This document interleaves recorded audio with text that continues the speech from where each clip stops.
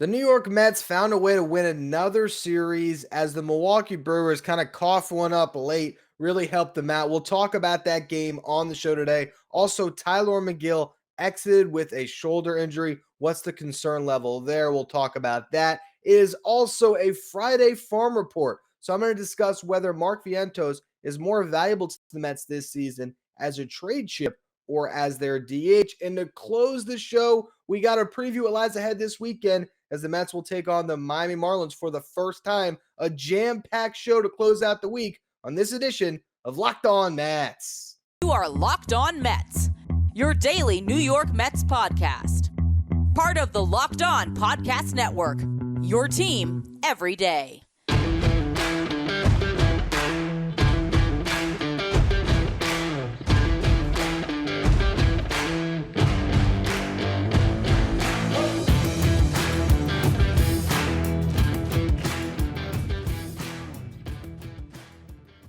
Hello to all you amazing Mets fans. You're watching Locked On Mets, part of the Locked On Podcast Network, your team every day. I'm your host, Ryan Finkelstein. If you want to find any of my work, follow me on Twitter at FinkelsteinRyan. You can also find some of my writing at justbaseball.com, where I work as the managing editor. Now, the early story in this game is that Tylor Megill exited with shoulder discomfort. He got the Mets through the first 3 innings scoreless, then in the fourth ran into some trouble and then had to exit with the bases loaded. But let's first talk about the injury before we talk about the game.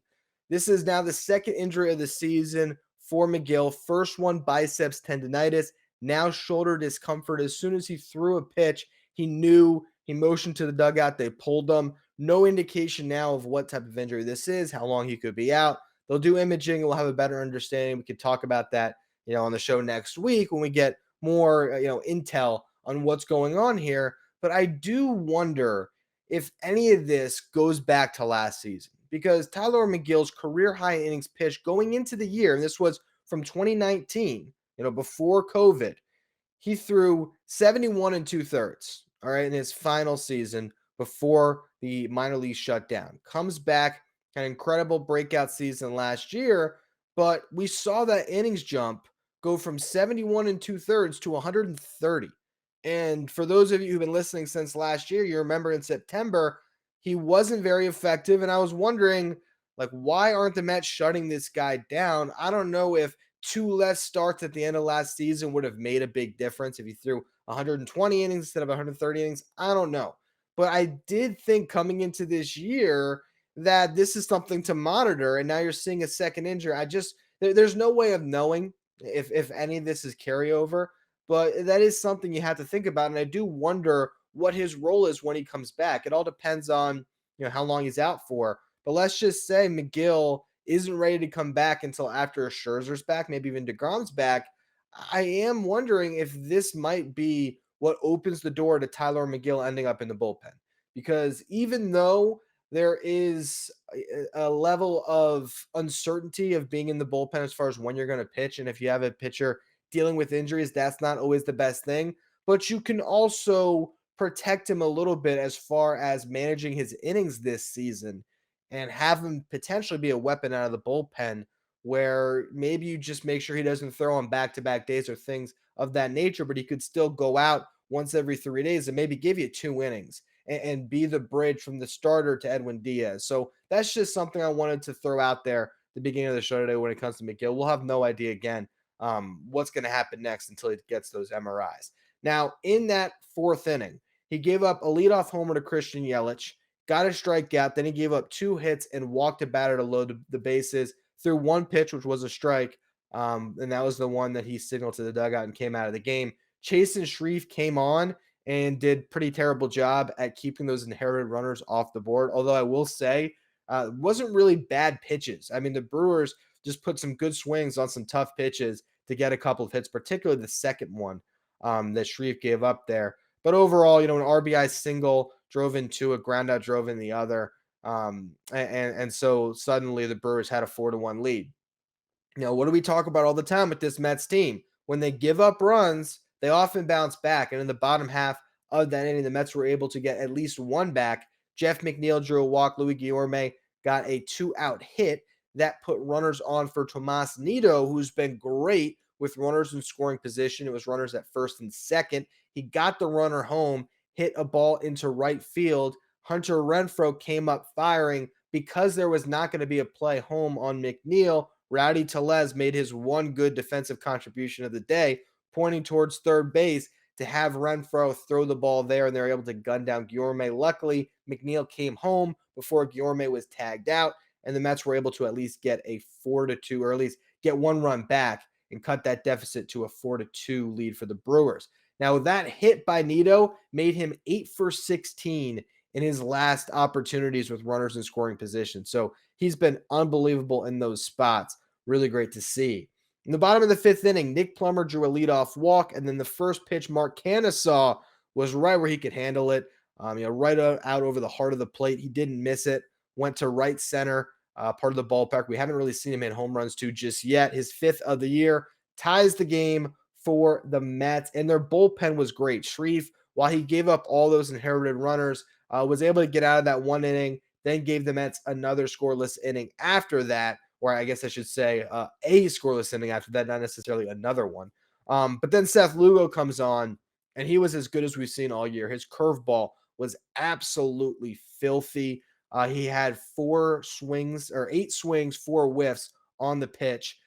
He went 2 innings, allowed just 1 hit, had 4 strikeouts. Just a great performance by him. Drew Smith came on, gave the Mets a scoreless 8th. He worked around a couple of hits that he allowed, got a strikeout to get through that one. The bottom of the 8th inning.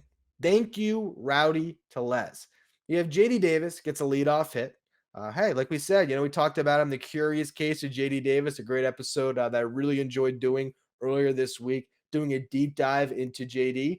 And look, as I said on the show, not always going to hit home runs for you, but when you're talking about this current lineup, he's the best option because he keeps the line moving. In this instance, he gets a ground ball base hit up the middle, hits the ball hard, ends up on first base. Louis Guillorme, that hit what could have been a double play ball. It's kind of hit too slow maybe to get him out at first base, but there was certainly a potential there, and Rowdy Tellez air mails the throw. That put JD on third, Guillorme on first. Starling Marte, who still wasn't playing with that wrist injury, goes out as a pinch runner because JD is the DH anyway. So no harm, no foul. Get some speed on third base with the winning run. Good decision by Buck.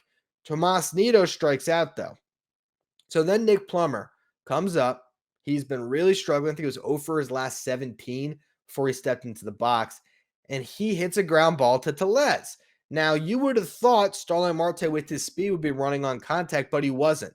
So Tellez stares down Marte, tries to make a throw to second. They get the force out, but the throw was a little high. It took Adames off the bag and really limited him from doing anything else. If everything broke right? If Tellez had done it again, if he was able to look back Marte and fire a throw to second that was on target, maybe they could have doubled up Plummer at first. Maybe Adames could have gunned down Marte at the plate. But regardless, that indecision or that bad throw that kind of pulled Adames off the bag more than indecision. It was a decisive move by Tellez, but I don't know if it was the right one. And ultimately, Marte is able to come around to score to give the Mets the late lead. And then you talk about the final inning, and again, the Brewers really did help the Mets. You have this play at the plate where Edwin Diaz gives up a pair hit. So he gives up the first one. You have a runner on first base. It's Hunter Renfroe. You have this ball that was hit not very well, kind of dunked into right field. Plummer has to try to come on and make the play. Renfroe tries to score from first base. It did take a perfect relay to get him, but there was one out at the time. You can't run into that out at the plate in that spot when you would have been sitting on third base with less than 2 outs. And a sac fly could have theoretically tied the game with Christian Yelich up. So Plummer feels the ball, throws a one hop to Pete Alonso. Not the best of throws from Plummer, but at least he gave Pete a relay he could handle, and he did a great job very quickly firing it home. Tomas Nido, great game by him. Awesome tag there. Very much not like a Wilson Ramos behind the plate in that instance. Someone mentioned Ramos on Twitter, and I thought that was pretty apropos as to a reasoning behind why the Brewers would possibly send that runner. Maybe they thought somebody else was behind the dish for the Mets, but he just does a great job there, tagging Renfroe right in the face, really, and saving the game for the Mets. And then Diaz able to get a big strikeout. And there you go. The Mets once again win a series. Great team effort. Really good job by the bullpen. The Mets just able to survive. Now they're going to have a much more interesting series, I think, against the Marlins, just because it's the first time these two teams are squaring off, and they're going to play the Marlins 11 times in their next 21 games. So it's going to be really fascinating to watch these teams feel each other out, because you never quite know how a team's going to play you, especially in the division, obviously, until they finally square up. So we're going to talk about that in the final segment today. But first, I want to talk about Mark Vientos for a Friday Farm Report. Is he more valuable to this team as a DH this year or as a trade chip? We'll get to that in just a minute. But our next partner has a product that I literally use every single day, which is Athletic Greens, because I've been looking for a way to get more vitamins and nutrients into my diet. And with one delicious scoop of Athletic Greens in a cold cup of water every morning, I'm absorbing 75 high quality vitamins and minerals, whole food source superfoods, probiotics, and adaptogens that help start my day right. This special blend of ingredients supports your gut health, your nervous system, your immune system, your energy, your recovery, your focus, and your aging. Athletic Greens has over 7,000 five-star reviews and is recommended by pro athletes. It costs you less than $3 a day, making it cheaper than your cold brew habit. It's the single best thing you can do for your body in under 60 seconds. To make it easy, Athletic Greens is going to give you a free 1-year supply of their immune supporting vitamin D in 5 travel packs with your first purchase. All you have to do is visit athleticgreens.com/MLB network. Again, that is athleticgreens.com/MLB network to take ownership over your health and pick up the ultimate daily nutritional insurance. So if we go back to May 1st, Mark Vientos was hitting 164 with a 257 on base percentage and a 311 slugging percentage in AAA Syracuse, with only one home run in his first 61 at bats. Since then, Vientos is hitting 323 with a 400 on base percentage, a 677 slugging percentage, good for an OPS over 1,000. He has 10 home runs in his last 22 games, and 4 in his last 4 games. Had a 3-game home run streak break on Thursday, had a multi-home run game mixed in there. So this is a guy who is absolutely scorching red hot. Now, if you look at his strikeout numbers, that's the one thing that concerns me a bit on this season. He's striking out in 31.6% of his plate appearances. Now, you say, all right, but has that gone down since he got hot? In fact, it's the opposite. It's gone up a little bit. He's been striking out 33% of the time since May 1st. Not that that is a drastic shift from where he was in the first month of the season when he wasn't hitting at all. But the bottom line is, regardless of whether he was hot or cold, he's been striking out about a third of the time, or at least over 30% of the time. And he's always been a big strikeout guy, but it is a little bit concerning when you have someone striking out this much in AAA. How is that going to translate at the big league level? I absolutely love Mark Vientos as a prospect. Anyone who's been listening to this show for a while knows that, because I talked about him a ton this offseason. I wanted him to get a shot to break camp with the team. And obviously, considering how slow of a start he had, that was not a great take, but that's how much I've been invested in his development, how much I believe that he will reach that 40 home run potential in the big leagues someday.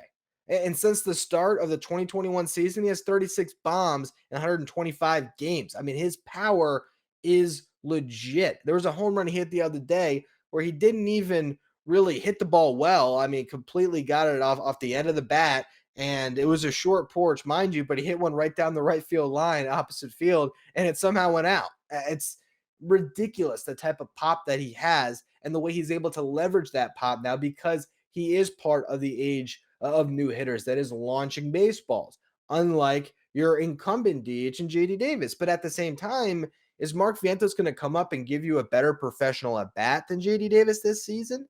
That's the part of this that has me a little bit, I don't know, just unsure of which direction the Mets should go here.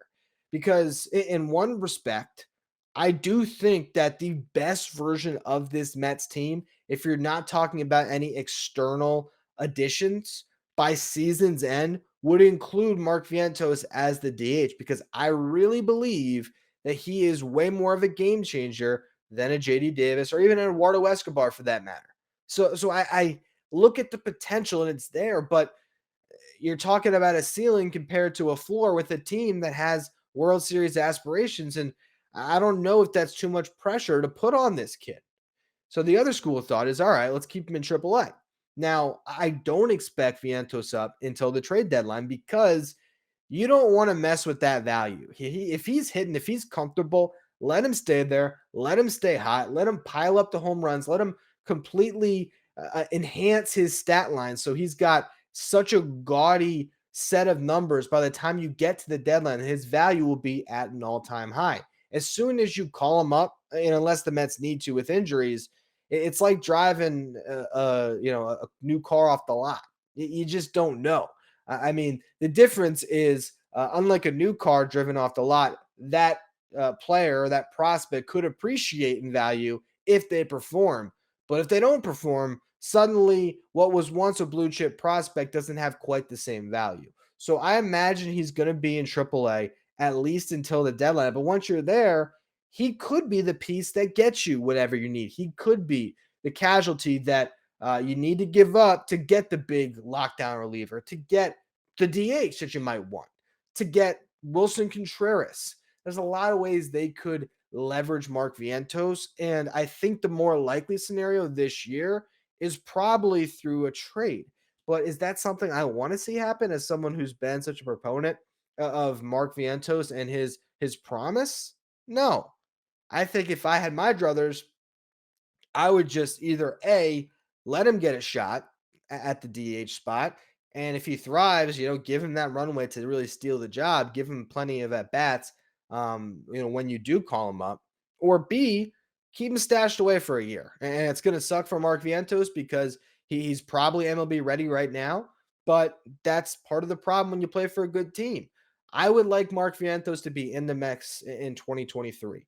I think you're getting to a point that even if JD Davis is the answer for the remainder of this season, I still find it hard to believe that they're going to go into spring training next year with JD Davis and Dominic Smith on the 40. I think they're going to make some moves and clear that up.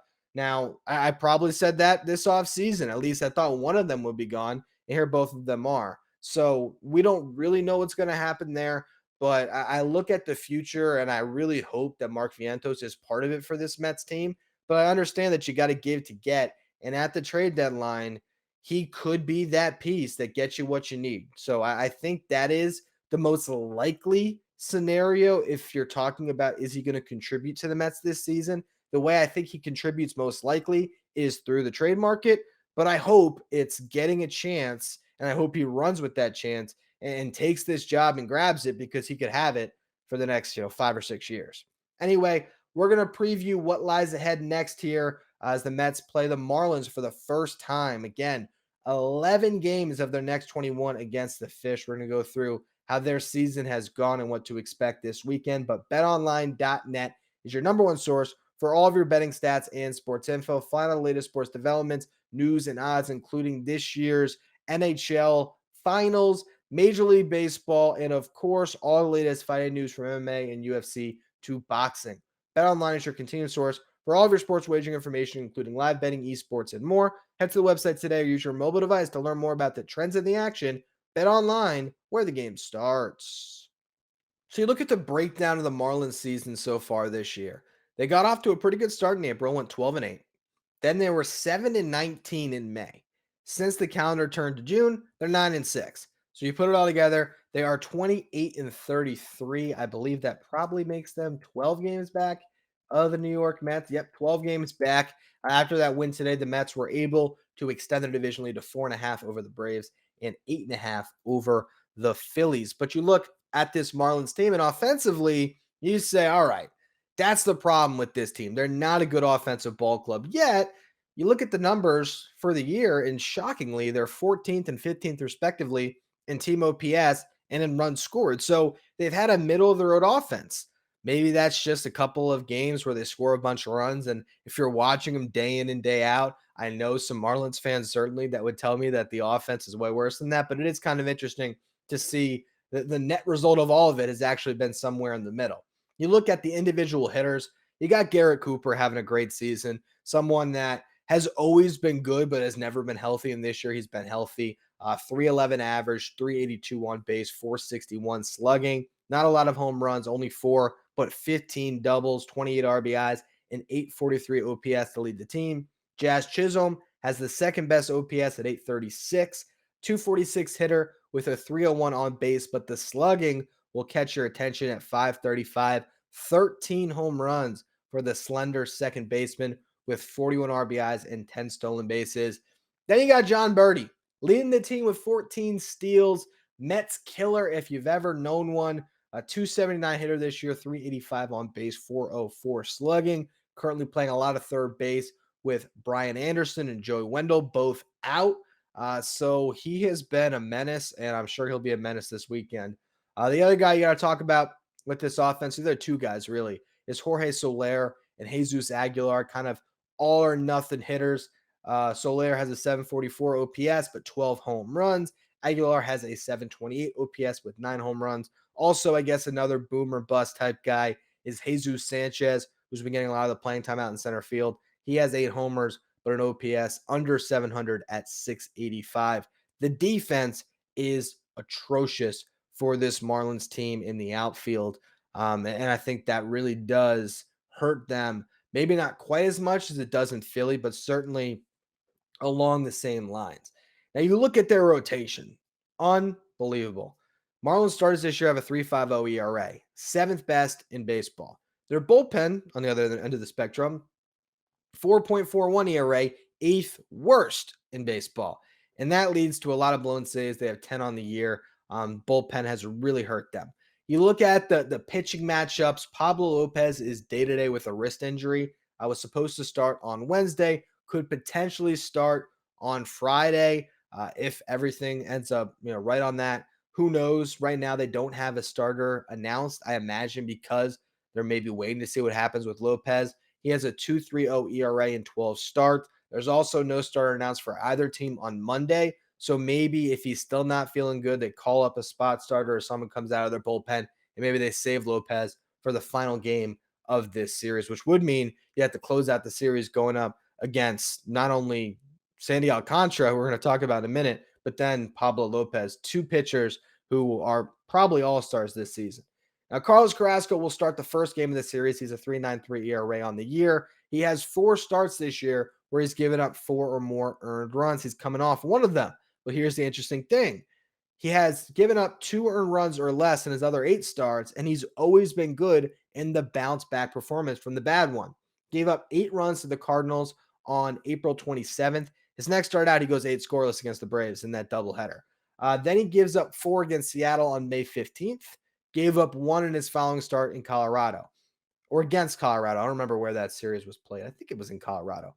Then gives up 5 against the Phillies on May 27th. Next time out, goes 5 scoreless.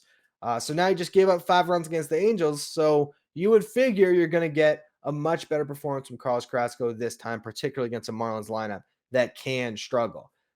On game 2, you got lefty Braxton Garrett going up against Taijuan Walker. Garrett, career 4.97 ERA. He's had a couple of cameos the last few years in 2020 and 2021. I still don't have a ton of innings pitched at the big league level. This year, he's made 2 starts, has a 4.0 ERA, and Walker at 3.08, coming off a pretty good outing. You got Sandy Alcantara versus Chris Bassett. That is the pitching matchup of the series.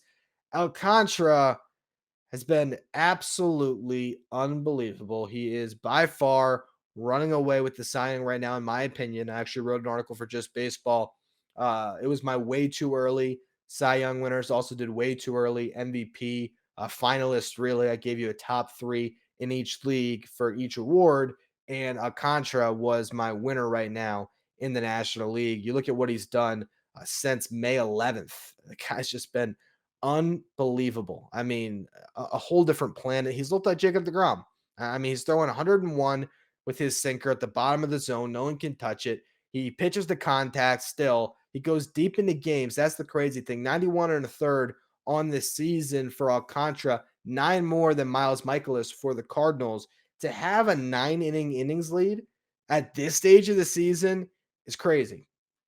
Over his last 7 starts, Alcantara has a 0.81 ERA, has given up only 5 earned runs, but he has averaged 7.95 innings per start. So he's averaging basically 8 innings a start. It's crazy. And he's not even winning a lot of these games. The Marlins are like the Mets with DeGrom. They can't hit for him. He carried a scoreless outing through 9. Should have been a complete game shutout. His team couldn't score for him.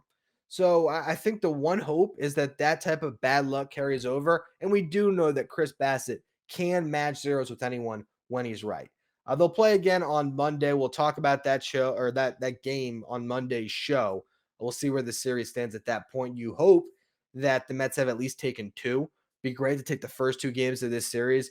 You know that with Braxton Garrett and whatever starter they call on Friday night, the Mets should have every opportunity to score a lot of runs on some inexperienced starting pitchers. It's not like the Marlins bullpen's that great either. So if you can get this series off on the right foot and win the first 2 games, you'll be sitting pretty regardless of what Alcantara does on Sunday, knowing that you could win the series on Monday. Anyway, that's going to be all for the show today, for the show this week. As always, thank you for listening. Make sure you follow, rate, and review wherever you get your podcast. Make sure you follow me on Twitter at Finkelstein Ryan. Follow the show at Locked On Mets. Thank you for making Locked On Mets your first listen every day. Now for your second listen, check out Locked On MLB. And if you want more of me, I'm there today. I did a show with Sully late on Thursday night. That's already live now as I'm recording, but you can check that out. Or I think you'll have another episode for you later on in the day. You can follow Locked On MLB wherever you get podcasts.